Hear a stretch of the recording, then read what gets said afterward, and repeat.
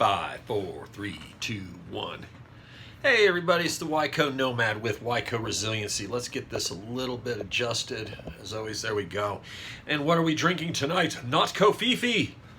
Yup, we got the Full Throttle. Still looking for my Full Throttle sponsorship. Hey, I'm always game. You know, you don't have to pay me money. Just send me cases upon cases of Full Throttle. Yeah. We won't do it tonight. National Preparedness Week. Week 3. Food storage. So we talked about having a plan in week 1. Week 2, we talked about communications, being able to communicate to one another in a disaster. And we're not looking at national preparedness as it's the end of the world as we know it. The zombie volcanoes, the super zombie volcano militias are coming after us. And it's the Ukrainian, North Korean paratroopers. Yeah, we're not worried about that. We're talking about a disaster. We're talking about there is a really bad snowstorm. You know what? There is the world's most powerful hurricane ever created by the secret government weather machine that only your tax dollars will stop. Okay, a little bit crazy tinfoil hat time. The entire roll of tinfoil was used for that hat. But disasters happen. Hurricanes, floods, wildfires, blizzards, power outages. These have happened all throughout time. And during that time, you need to eat. Well, how much food you got? Well, if you're like the milk, bread, and eggs bunch, every time you hear that there's a storm coming in, you run down and you got to buy milk, bread, and eggs, because nobody has 3 days worth of milk, bread, and eggs at their home. These are people that don't have a plan. And the way to solve not having a plan is to do something. It doesn't matter what we're doing, just as long as you're doing something. So, have a plan. We talked about that. What's your food storage look like? Plain and simple, I brought this up before, and you can start small. You don't have to have an 18-wheeler roll up with all of your food storage for, 7 years. It doesn't, you don't need it. It's okay. Start small. So, what do you need? Need breakfast. So let's think a week's worth of storage to start with. Because we're going to start with a week, then we're going to move up to a month, then 3 months, then 9 months, then a year, then 4 years, then 7 years. That's how you can build. Okay? And we don't even have to get into the 750 pounds of grain. And yes, I don't know who brought it up to Bear, but someone brought up the fact that beans aren't grains. Yeah, we know. Simmer down. They're legumes, okay? Calm down, internet. Calm down. As a grain, we still look at rice, beans. I know they're legumes. Beans, corn, and wheat. Those are 4 staples that you can use to create a whole protein. Beans and rice, get a whole protein, complete protein, okay? But we're not going to really focus on the 750 pounds of grains.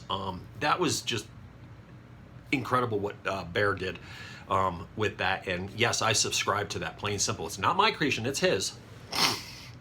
But copy canning. People have been doing this for decades. But start with your breakfast. What do you eat for breakfast? Well, here's a staple. Oatmeal. You know you can get a tub of instant oatmeal.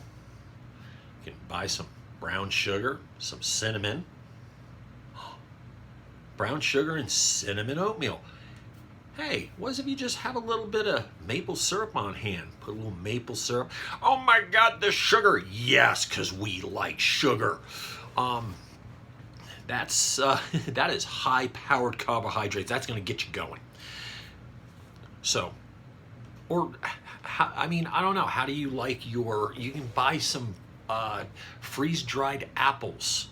freeze-dried cherries, whatever, crayons, not crayons. No marine jokes. Craisins. We can get craisins. Put them in with the oatmeal. And I know my wife is in the back room going, oh, we do need to buy those to add to my oatmeal. We just replaced her cinnamon because she's gone through all the cinnamon. Even preppers run out of stuff. Glad we can still go shopping. So your oatmeal, whatever fixings you want to add to the oatmeal, there's for food. You can just add water, pancake mix, the big tubs or a box of them. Boom. You got pancakes and you got oatmeal. Awesome. Powdered eggs. Pancakes, eggs, and oatmeal for breakfast. Maybe not all at once. Just add water. In this tub, I would make sure you have at least, let's see, 35 gallons of water somewhere next to it. 35 gallons of water, 5 gallons of water per person per day. Uh-oh, that 35 gallons just turned to 70 gallons because if there's a week and you can't get to water, you're going to need water. You got to clean your stinky butthole. You got to have water for that. At least I hope you do. Lunches. What are you going to have for lunches? I'm going to throw in MRE because I got my case of MREs. Great, you got a case of MREs. Why suffer through an MRE when you can actually have little packets of tuna, seasonings, canned foods that you can add so you have a week's worth of lunches. Same with dinners.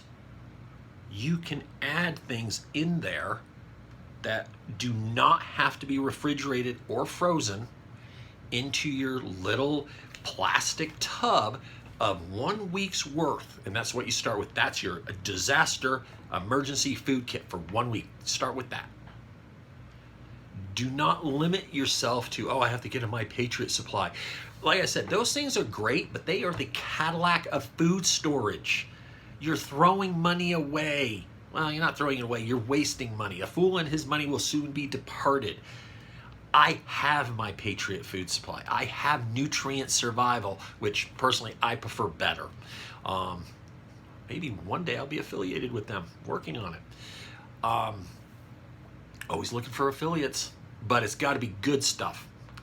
So, Nutrient Survival, I have their products. They're great for that in-between. You still should have your canned foods, your soups, your tomato pasta and meat sauces.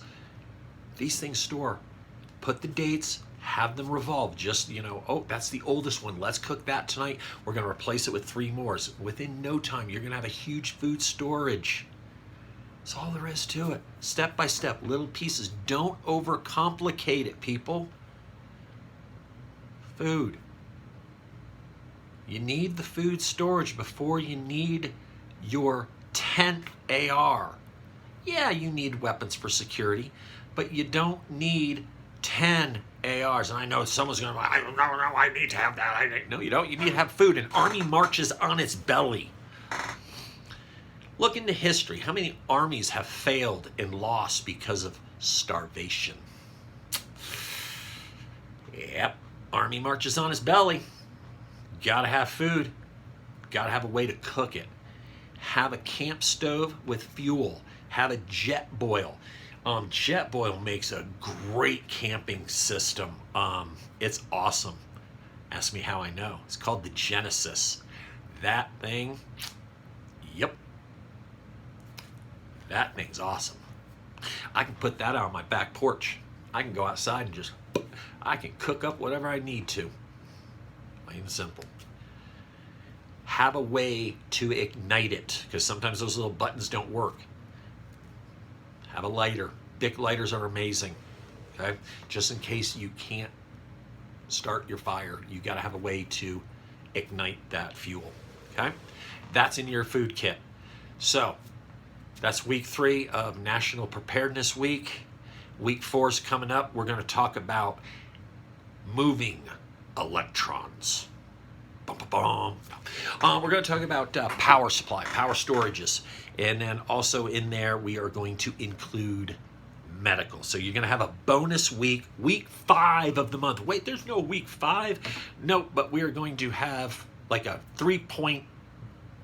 week 3.A or 3.B or 0.5 or whatever. We're going to add something, version 2 for medical, because medical is just as important as food. Because as Pastor Joe says, 3 things are going to kill you in life. When the world ends, there's 3 things going to kill you: starvation, people behaving badly, and medical issues. Keep that in mind. Thank you once again for watching the YCO Resiliency. Thank you for watching the YCO Nomad. That's me. Thank you for watching YCO Resilience. Be sure to like, subscribe, comment, hit the notification bell, check out our affiliates and all that good stuff. And as always, watch your 6. I'm out. Thank you.